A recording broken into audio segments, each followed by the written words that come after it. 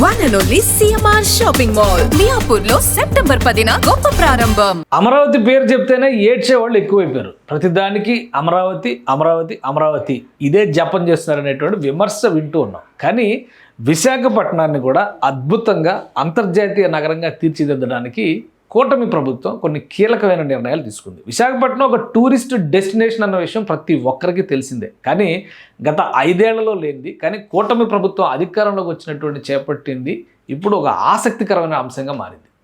మామూలు ఆసక్తికరమైన అంశం కాదు. విశాఖకి టైటానిక్ రాబోతుంది. టైటానిక్ అంటే టైటానిక్ షిప్ కాదు, టైటానిక్ వ్యూ పాయింట్. ఇది ఇప్పుడు వేస్తున్నటువంటి అంచనాల ప్రకారం దేశంలోనే లాంగెస్ట్ గ్లాస్ బ్రిడ్జ్ కాబోతుంది.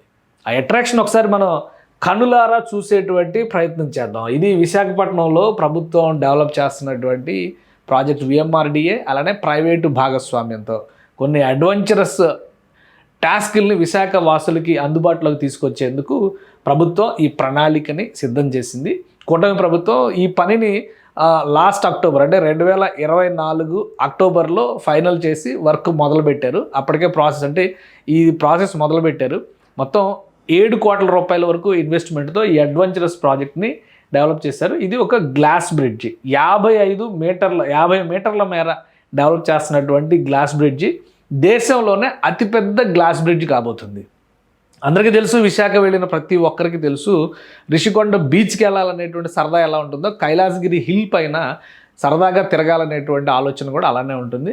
సో ఇది కైలాసగిరి హిల్ పైన డెవలప్ చేస్తున్నటువంటి ప్రాజెక్టు.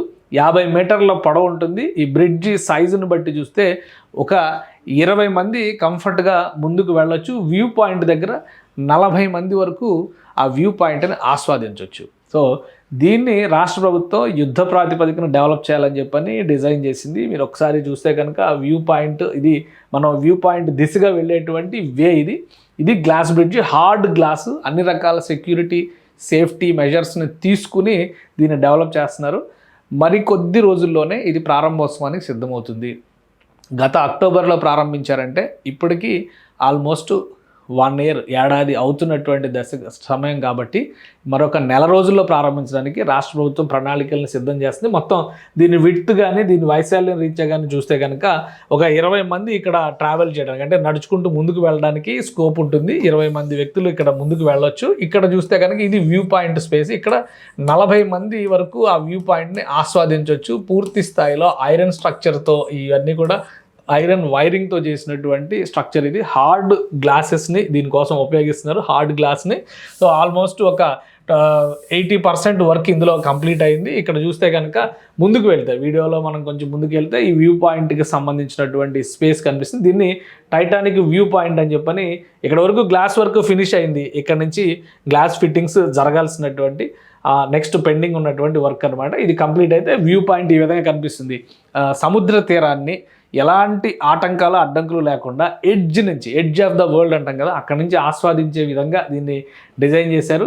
రాబోయే రోజుల్లో ఇది ఒక బెస్ట్ డెస్టినేషన్ పాయింట్ కాబోతుంది. కైలాసగిరికి ఇప్పటికే టూరిస్టులు వస్తూ ఉంటారు, కానీ సాహస క్రీడల్ని ఇష్టపడేటువంటి వాళ్ళందరూ కూడా దీనికి వస్తారు. ఇంకోటి త్రిశూల్ అనేటువంటి ఒక ప్రాజెక్ట్ని కూడా రాష్ట్ర ప్రభుత్వం క్లియర్ చేసింది.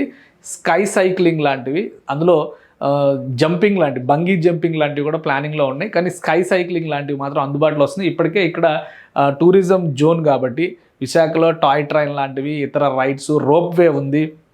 ఇవన్నీ కూడా ఒక ప్యాకేజ్ కింద మారబోతున్నాయి. విశాఖ వచ్చేటువంటి పర్యాటకులకి, విశాఖకి రావాలని కోరిక కలిగేటువంటి వారికి కూడా ఈ గ్లాస్ బ్రిడ్జ్ రాబోయేటువంటి రోజుల్లో ఒక అద్భుతమైన అట్రాక్టివ్ పాయింట్ కాబోతుంది. ప్రస్తుతానికి దేశంలోనే పొడవైనటువంటి వ్యూ పాయింట్ ఉన్న గ్లాస్ బ్రిడ్జ్గా ఇది రికార్డులకు ఎక్కబోతోంది అనేటువంటి విషయాన్ని మున్సిపల్ శాఖ అధికారులు, ముఖ్యంగా విఎంఆర్డిఏ అధికారులు అధికారికంగానే చెబుతున్నారు.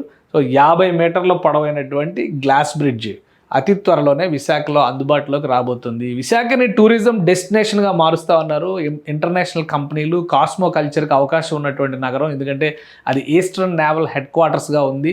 అనేక జాతీయ స్థాయి కంపెనీలు, shipping yard, Hindustan ship yard దగ్గర నుంచి బిహెచ్పివి లాంటి పెద్ద పెద్ద సంస్థలు అక్కడ ఉన్నాయి కాబట్టి వివిధ రాష్ట్రాల నుంచి కూడా ఇక్కడికి వస్తారు, వివిధ దేశాల నుంచి కూడా వస్తారు. ఇప్పుడు ఐటీ, ఫార్మా ఇవన్నీ కూడా డెవలప్ అవుతున్నటువంటి నేపథ్యంలో విశాఖ ముఖ చిత్రం రాబోయే రోజుల్లో ప్రపంచానికి ఒక అద్భుతంగా కనిపించాలంటే కనుక ఇలాంటి టూరిజం అట్రాక్షన్స్ మరింత ఎక్కువగా ఉండాలని చెప్పని రాష్ట్ర ప్రభుత్వం భావిస్తుంది. అందులో భాగంగానే 7 కోట్ల రూపాయలతో ఈ గ్లాస్ బ్రిడ్జ్ని అతి త్వరలో అందుబాటులోకి తీసుకురాబోతున్నారు.